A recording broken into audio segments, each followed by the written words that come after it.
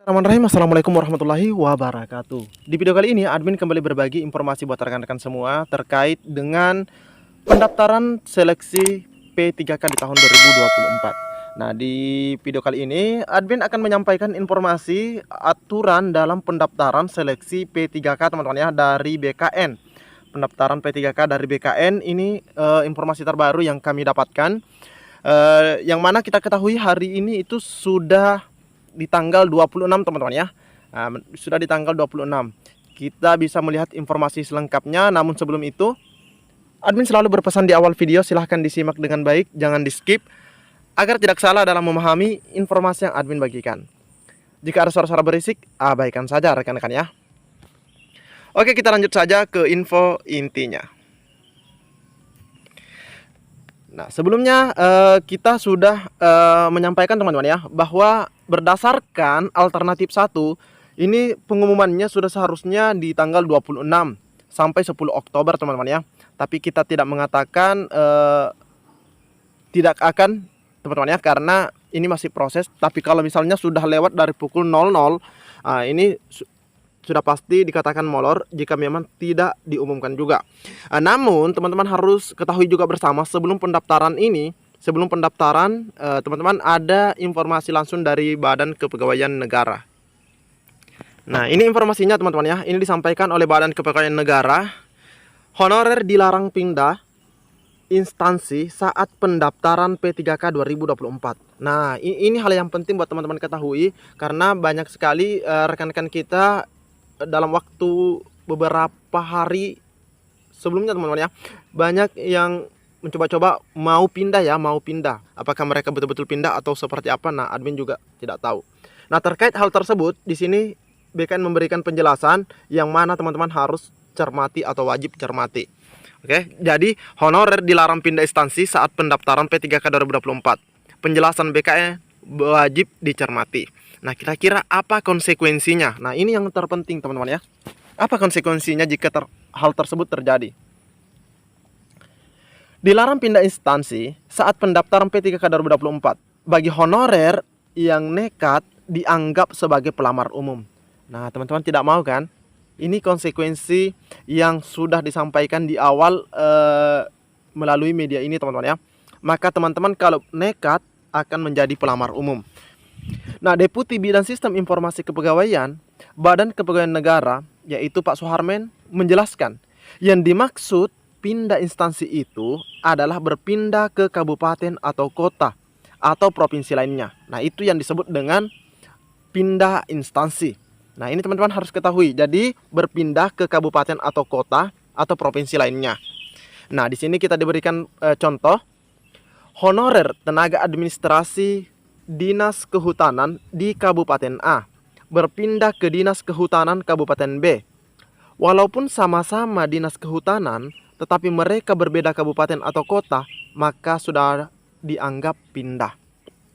Jadi teman-teman jangan berpikir, nah saya kan tetap di Dinas Kehutanan, begitu kan? Hanya bedanya saya pindah dari Kabupaten A ke Kabupaten B, atau dari kota A ke kota B, atau dari provinsi A ke provinsi B. Nah, jika teman-teman melakukan hal tersebut atau nekat ya, bahasanya Pak Harmen, nekat, nah, maka itu sudah dianggap pindah. Waspada teman-teman ya. Teman-teman jangan sampai masuk ke pelamar umum. Nah, jadi untuk honorer daerah yang dimaksudkan pindah instansi itu adalah pindah daerah.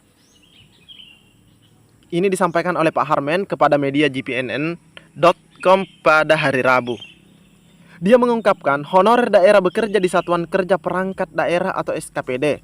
Contoh, di Sekretariat Daerah, Sekretariat DPRD, Dinas Pendidikan, Dinas Kehutanan, dan lainnya. Berbeda dengan honorer pusat. Nah, buat teman-teman yang mungkin bertanya, bagaimana kami yang honorer pusat?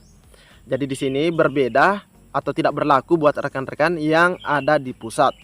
Yang dimaksudkan dengan instansi itu adalah kementerian atau lembaga. Nah, jadi kalau misalnya teman-teman itu dari kementerian A ke kementerian B, atau dari lembaga A ke lembaga B, meskipun dengan pekerjaan yang sama misalnya, tetap teman-teman akan dianggap pindah.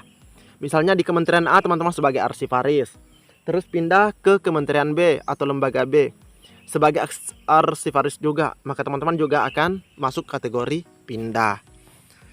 Kalau di pusat ya. Jadi honorer teknis di sekolah dasar bisa melamar di SKPD lainnya, semisal sekretariat daerah atau dinas lainnya, selama ada formasi. Nah, ini kata kuncinya teman-teman ya. Selama ada formasi dan memenuhi persyaratan tuturnya. Jadi admin ulangi atau admin perjelas di sini. Jadi honorer teknis di sekolah dasar. Ya, ini ya, di sekolah dasar, misalnya di sekolah dasar bisa melamar di SKPD lainnya, semisal sekretariat daerah atau dinas lainnya, selama ada formasi. Jelas ya, selama ada formasi dan pastinya memenuhi persyaratan. Dia menegaskan, dalam perekrutan P3K 2024, masing-masing Pemda diminta memprioritaskan honorer yang ada di daerahnya.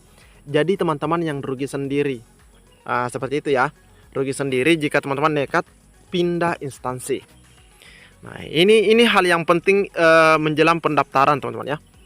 Oleh karena itu, ketika seleksi P3K 2024 dibuka, honorer dipersilakan untuk mempelajari formasi yang dibuka. Apakah sesuai persyaratan dan berapa gambaran gajinya.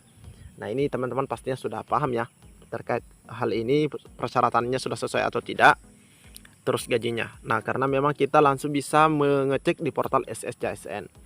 Intinya honorer bisa pindah SKPD saat mendaftar dan bukan pindah instansi daerah. Artinya, selama masih dalam satu daerah kewenangan yang sama, bisa saja. Misalnya seorang guru di Kabupaten A, dia berpindah dari sekolah Melati misalnya ya, ke sekolah Mawar, tapi masih dari memilih di sekolah beda ya, tapi masih dalam satu kewenangan, itu sah-sah saja. Intinya seperti itu teman-teman ya. Nah, oke.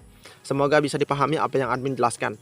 Nah, selanjutnya di portal BKN ya, atau website BKN, sebenarnya kita juga bisa mengecek terkait pengumuman seleksi P3K teman-teman ya. Karena sebagaimana tahun-tahun sebelumnya itu juga dimuat dalam website BKN. Nah, teman-teman bisa membukanya. Misalnya kita klik garis 3, kita terus pilih di bagian publikasi. Nah, kita klik publikasi. Oke teman-teman ya, kita klik publikasi dan di sini kita melihat di bagian sini ini tidak ada ya. Ini nih, informasi penting bagi ASN, ini bukan. Jadi di sini jika admin lihat ini belum ada dimuat terkait pengumuman ya, atau pendaftaran P3K di tahun 2024 ini. Ini belum ada termuat.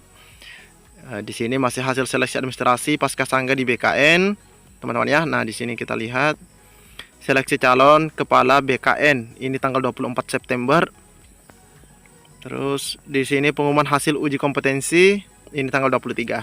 Di website BKN juga belum muncul terkait pengumuman pendaftaran sebagaimana yang ada di alternatif 1. Oke teman-teman ya.